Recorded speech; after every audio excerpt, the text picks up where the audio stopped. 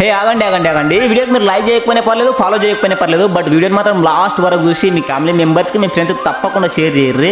ఇంకా ముచ్చట ఏంటంటే మనం తిరుమల తిరుపతి వెంకటేశ్వర స్వామి దర్శనం కోసం అయితే రోజుకు కొన్ని లక్షల వేలలో తండోపతండాలుగా అయితే మనం దర్శనం కోసం అయితే వెళ్తూ ఉంటాము.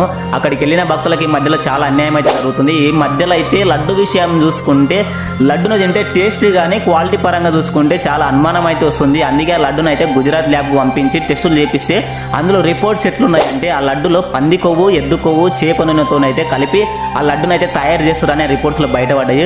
సో తలుసుకుంటేనే చాలా దరిద్రంగా ఉంది. అంత పవిత్రమైన లడ్డులో ఇలాంటి కలిపి చేస్తున్నందుకు చాలా దరిద్రం అని చెప్పుకోవచ్చు. సో నేను చెప్పేది ఏంటంటే మీరైతే ఈ మధ్యకాలంలో ఎవరైతే లడ్డు తిన్నారో వాళ్ళు ఒకసారి కింద కామెంట్ చేయండి.